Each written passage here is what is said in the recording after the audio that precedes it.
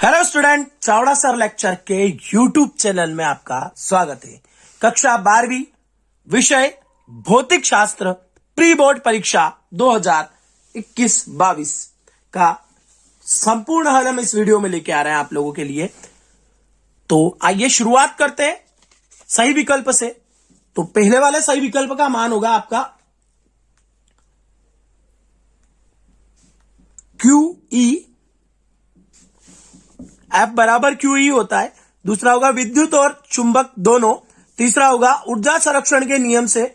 चौथा होगा आपका निम्नलिखित में से किसका तरंग दैर्घ्य सबसे कम होता है, तो वो होता है पराबैंगनी विकिरणों का होता है। निम्नलिखित में से किस से कांच का अपवर्तनांक न्यूनतम होगा, तो वो होगा बैंगनी कलर का। अच्छे विभेदन के लिए आएगा अधिक व्यास का अभिदर्शक और 150 वाल्ट के विभवांतर से त्वरित इलेक्ट्रॉन से संबंध डी ब्रोगली तरंग दैर्घ्य क्या होगी, तो वो तरंग दैर्घ्य होगी आपकी 1 एंगस्ट्रॉम। तो ये आप लोगों के सही विकल्प हो गए। अगर आपने अभी भी चैनल को सब्सक्राइब नहीं किया है तो चैनल को सब्सक्राइब कर ले, बेल आइकन को क्लिक कर ले, जिससे आने वाले वीडियो की नोटिफिकेशन आप लोगों को आसानी से मिल जाए। आइए आगे देखते हैं।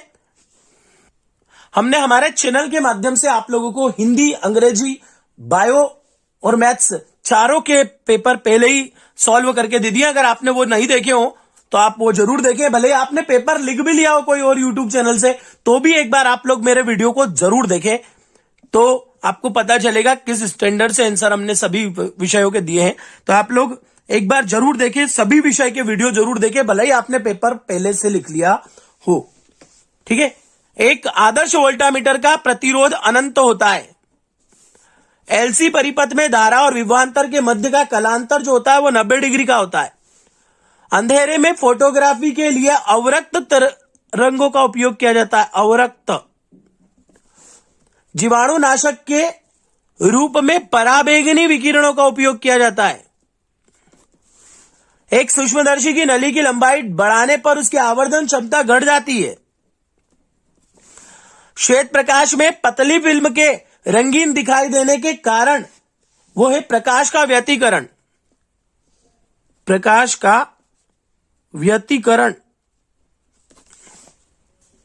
नॉट गेट को कहते हैं, नॉट गेट को बोलते हैं व्युत्क्रम गेट। व्युत्क्रम इन्वर्टर बोलते हैं इंग्लिश में, व्युत्क्रम गेट भी कहा जाता है ये। इसके बाद देखते हैं प्रश्न नंबर 3। एक्चुअली इसमें नंबरिंग में चौथा लिखा हुआ है पर है वो तीसरा ही। ठीक है। वाक्यों में प्रयोग कीजिए। तो वाक्यों में प्रयोग कीजिए में आएगा पहले का आएगा न्यूटन प्रति कूलम। एक तार को खींचने पर उसकी लंबाई 3 गुना कर दी जाए तो उसका प्रतिरोध कितने गुना होगा। देखो उससे उसके मल्टीप्लाई में हो जाता है, तो 3 3 9 हो जाएगा। स्वप्रेरकत्व का ऐसा ही मात्रक हेनरी होता है। ट्रांसफार्मर किस सिद्धांत पर कार्य करता है। अन्योन्य प्रेरण के सिद्धांत पर। अन्योन्य प्रेरण के सिद्धांत पर। कोहरे में दूरस्थ वस्तुओं को देखने के लिए उपयोगी किरण का नाम, तो यह भी अवरक्त किरण है। अवरक्त। उत्तल लेंस के द्वारा किसी वस्तु का आभासी प्रतिबिंब कब बनाया जाता है, तो वो कब बनाया जाता है, जब उत्तल लेंस के फोकस और केंद्र के बीच में स्थित हो। जब वस्तु काय के बीच में स्थित हो, जब वस्तु F व O के बीच में स्थित हो। क्या लिखना, पूरा आंसर ध्यान देना। जब वस्तु F मतलब फोकस और केंद्र मतलब O के मध्य स्थित हो। एलईडी निर्माण के लिए प्रयुक्त अर्धचालक में बैंड अंतराल कम से कम कितना होना चाहिए, तो वो होना चाहिए 3 इलेक्ट्रॉन वोल्ट से 1.8 इलेक्ट्रॉन वोल्ट तक। इसके बाद है सही जोड़ी देखते हैं। तो सही जोड़ी दे रखी है विद्युत शक्ति। विद्युत शक्ति। दूसरी प्रेरण प्रतिघात। में इसको पहले सॉल्व करूंगा। प्रेरण प्रतिघात WL आएगा। ब्रूस्टर का नियम ध्रुवण कोण पर आधारित होता है। सॉरी, ये 2 का, ये तीसरे का हमने अभी पहला रोक दिया है। आकाश का नीला रंग। आकाश का नीला रंग प्रकाश का प्रकीर्णन के कारण होता है, तो ये चौथा हो जाएगा। उसके बाद विद्युत चुंबकीय तरंगों की क्वांटम प्रकृति वो होती है प्रकाश विद्युत प्रभाव के कारण, प्रकाश विद्युत प्रभाव, और जेनर डायोड धारा का चुंबकीय प्रभाव। तो ये पांचवे का आएगा आपका प्रकाश विद्युत प्रभाव, और छठे का आएगा ये चल कुंडली धारा मापी, चल कुंडली धारा मापी, चल कुंडली धारा मापी में आएगा। देखिए ये IR, FR जो है इसमें थोड़ा सा कंफ्यूजन है हमें, ये तो कहीं भी हो ही नहीं सकते। विद्युत शक्ति, विद्युत शक्ति बराबर मतलब शक्ति मतलब वोल्ट, और वोल्ट बराबर होता है IR, तो ये पहला है। और चल कुंडली धारा मापी, चल कुंडली धारा मापी का आपका ये वाला आ जाएगा वोल्टेज नियमन तो करती नहीं, हाँ वोल्टेज नियमन, ये सातवें का ही आएगा। ठीक है, ये 1/ωc यहाँ पे यूज नहीं हुआ है, FR भी यूज नहीं हुआ है। ठीक है, तो ये इतने यूज होंगे। अब हम देखते हैं इसके बाद प्रश्न उत्तर, एक एक प्रश्नों के आंसर हम हमारे हाथ से लिखे हुए नोट्स के द्वारा आप लोगों को बता रहे हैं। तो आइए शुरुआत करते हैं प्रश्न नंबर 6 से। प्रश्न नंबर 6 दे रखा है समविभव पृष्ठ की 2 विशेषताएं। मैंने खुद ने मेरे हाथ से आंसर लिखे सारे। ठीक है, एक एक आंसर हमने हमारे नोट्स में से नोट किया है। Amoral coaching class Mahidpur city के माध्यम से आप लोगों को ये यूट्यूब चैनल के Chavda sir lecture YouTube channel पे ये वीडियो प्रोवाइड हो रहा है। मैं कमलेश चावड़ा सर आप लोगों को ये सारे वीडियो अलग अलग कक्षा के अलग अलग विषयों के हम अवेलेबल करवा रहे हैं, और जितना भी वर्क है वो खुद ही करके दे रहा हूं आप लोगों को। तो चैनल को जरूर सब्सक्राइब करें, बेल आइकन को क्लिक करें और वीडियो को लाइक जरूर कर दें। समविभव पृष्ठ की 2 विशेषताएं। समविभव पृष्ठ के प्रत्येक बिंदु पर विभव का मान एक समान होता है, क्योंकि वैसे भी आप जानते होंगे समविभव पृष्ठ मतलब जिस पर विभव समान हो वो समविभव पृष्ठ कहलाता है। तो इसलिए पहला पॉइंट उसी से बन जाएगा। और दूसरा पॉइंट, 2 समविभव पृष्ठ एक दूसरे को कभी नहीं काटते, काट भी नहीं सकते, 2 पृष्ठ है तो वो काटेंगे भी नहीं। अनोमीय प्रतिरोध क्या है? अनोमीय प्रतिरोध जो ओम के नियम का पालन नहीं करता है वो अनोमीय प्रतिरोध कहलाता है। अनोमीय प्रतिरोध जो ओम के नियम का पालन नहीं करते वो अनोमीय प्रतिरोध कहलाते। निर्वात, ट्यूब, अर्धचालक, ट्रांजिस्टर। इसके बाद है साइक्लोट्रॉन क्या है, किस तथ्य पर आधारित है? तो साइक्लोट्रॉन एक ऐसी युक्ति है जिसकी सहायता से अनावेशित कणों जैसे प्रोटॉन, अल्फा कण, न्यूट्रॉनों या आयनों को उच्च ऊर्जा तक त्वरित किया जाता है। तो क्या कहलाते हैं? साइक्लोट्रॉन कहलाते हैं। ये किस तथ्य पर आधारित है? ये इस तथ्य पर आधारित है कि चुंबकीय क्षेत्र में आवेशित कण की परिक्रमण की आवृत्ति इसके चुंबकीय क्षेत्र से स्वतंत्र रहती है। अब देखते हैं प्रश्न नंबर 8। प्रश्न नंबर 8 है किसी विद्युत परिपथ को अचानक तोड़ने पर चिंगारी क्यों निकलती है? विद्युत परिपथ को अचानक तोड़ने पर परिपथ से बद्ध चुंबकीय फ्लक्स का मान 0 हो जाता है, जिससे प्रेरित धारा तीव्र होती है, और प्रेरित धारा तीव्र होगी तो सीधी सी बात है चिंगारी निकलेगी। ठीक है, नेक्स्ट, पूर्ण आंतरिक परावर्तन और उसकी शर्तें। पूर्ण आंतरिक परावर्तन और उसकी शर्तें। जब प्रकाश किरण किसी सघन माध्यम से विरल माध्यम में प्रवेश करती है तो आपतन कोण का मान क्रांतिक कोण के मान से अधिक होता है। तो प्रकाश किरण परावर्तन के नियमों का पालन करती हुई उसी माध्यम में परावर्तित हो जाती है। इस परिघटना को पूर्ण आंतरिक परावर्तन कहते हैं।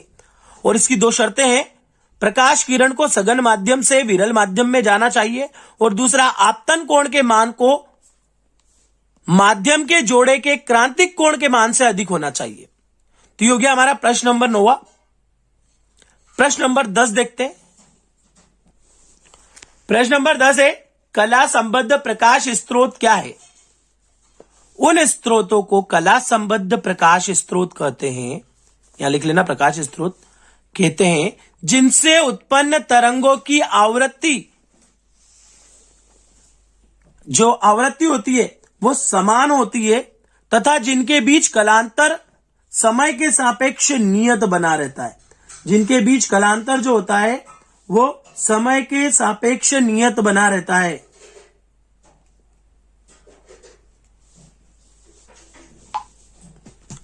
ठीक है, इसके बाद अगला देखते हैं।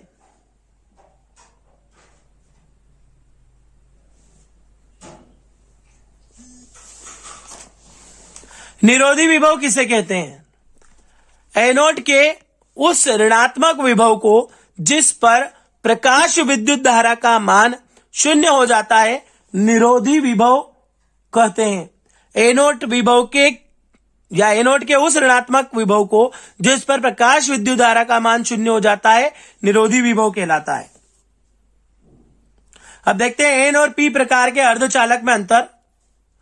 तो याद रखना, जिसमें पंच संयोजी अशुद्धि मिली होती है निज अर्धचालक के अंदर, अगर पंच संयोजी अशुद्धि मिली होती है तो एन प्रकार का अर्धचालक होता है। जब निज अर्धचालक में त्रिसंयोजी अशुद्धि मिली होती है तो पी प्रकार का अर्धचालक होता है। इनमें इलेक्ट्रॉन घनत्व होल घनत्व से अधिक होते हैं, इनमें होल घनत्व इलेक्ट्रॉन घनत्व से अधिक होते हैं। ये हो जाएगा हमारा प्रश्न नंबर 12। इसके बाद देखते हैं प्रश्न नंबर 13। अगर आप लोगों के साथी लोग अगर आर्ट कॉमर्स में भी हो तो हम आर्ट और कॉमर्स संकाय के भी वीडियो हमारे यूट्यूब चैनल पे डाल रहे हैं। हमने अर्थशास्त्र का वीडियो डाला है, व्यवसाय अध्ययन का वीडियो डाला है, आप उनको भी बता सकते हैं हमारे यूट्यूब चैनल के बारे में। और शुद्ध हिंदी भाषा मालवा की खासियत होती है, तो हम आप लोगों को बिल्कुल स्पष्ट आवाज में, और हाँ राइटिंग मेरी जरूर थोड़ी खराब है, पर स्पष्ट आवाज में मैं आप लोगों को सारे वीडियो अवेलेबल करा रहा हूं। तो आप लोग बिल्कुल हमारे चैनल पे बने रहिए। आगे और अगले क्वेश्चन को देखते हैं। प्रश्न नंबर 13।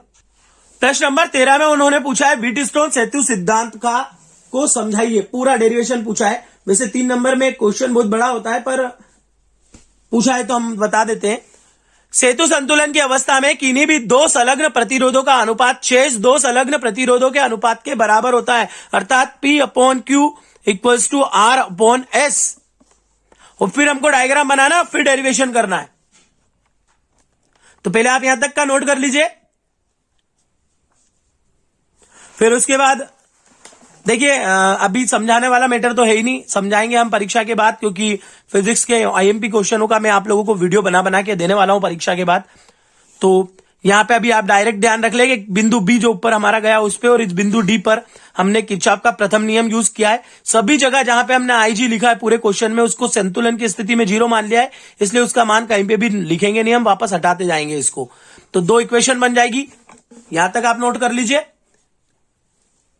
इसके बाद फिर किरचॉफ के द्वितीय नियम का इस्तेमाल करेंगे, उससे भी 2 इक्वेशन बनेगी, उनको भी आप नोट कर लीजिए। और फिर जब चारों इक्वेशन आ जाएगी तो हमारी जो 3 और 4 इक्वेशन आएगी, ये वाली 3 और 4 को हम भाग लगा देंगे।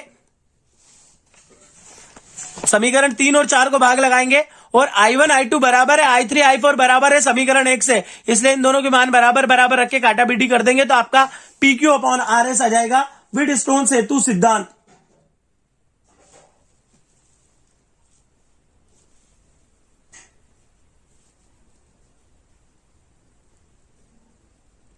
इसके बाद देखते हैं अगला प्रश्न, प्रश्न नंबर 14। प्रश्न नंबर 14 सरल भी है। 3 प्रतिरोध 2 ओम 3 ओम 6 ओम के समांतर क्रम में जोड़ने पर तुल्य प्रतिरोध क्या होगा। तो समांतर क्रम में जोड़ना है, कोई रगड़ा नहीं है, तीनों को एक साथ जोड़ दो, R1 R2 R3 जोड़ेंगे, आंसर आ जाएगा 11 ओम। श्रेणी क्रम में जोड़ना होता तो एलसीएम जरूर लेना पड़ता, समांतर क्रम में कोई प्रॉब्लम नहीं है। अगला प्रश्न देखते हैं, प्रश्न नंबर 15।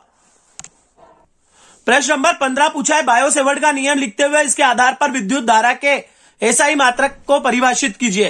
तो हमने बायो-सेवर्ट का नियम सीधा प्रूफ किया है यहां पे, बिना थ्योरी लिखे, कम शब्दों में। और चारों इक्वेशनों को हमने बताया विद्युत क्षेत्र की तीव्रता, चुंबकीय क्षेत्र की तीव्रता धारा के समानुपाती होती है, उसके अल्पांश की लंबाई के समानुपाती होती है, साइन थीटा के समानुपाती होती है, R स्क्वायर के व्युत्क्रमानुपाती होती है। चारों को मिला दिया तो आपका ये हो गया बायो-सेवर्ट का नियम प्रूफ। अब इसके आधार पर क्या लेके आना है, एसआई मात्रक को परिभाषित करना है विद्युत धारा के एसआई मात्रक। विद्युत धारा का एसआई मात्रक कौन होता है, एम्पियर होता है। तो एम्पियर को परिभाषित कैसे करा है देखिए। तो जब ये मान रख देंगे उसी क्वेश्चन में चारों के, तो आपका विद्युत धारा का एसआई मात्रक ये 1 एम्पियर में आंसर आ जाएगा, ये परिभाषित हो जाएगा। तो यहां पे हमारे 15 प्रश्न कंप्लीट हुए, 15 प्रश्न कंप्लीट हुए। जो पेपर के अन्य प्रश्न हैं उसके लिए हम सेकंड वीडियो बनाएंगे, क्योंकि अभी वीडियो 15 मिनट का हो चुका है। और देखिए प्रश्न अभी बाकी है, प्रश्न बाकी है 16, 17, 18, 19 4 प्रश्न है। और आप जानते हो अगर फिजिक्स आपने पढ़ी होगी तो एलसीआर बहुत बड़ा क्वेश्चन है, समांतर प्लेट संधारित्र का व्यंजक भी बड़ा है और एनएनडी गेट वाला क्वेश्चन भी बहुत बड़ा है।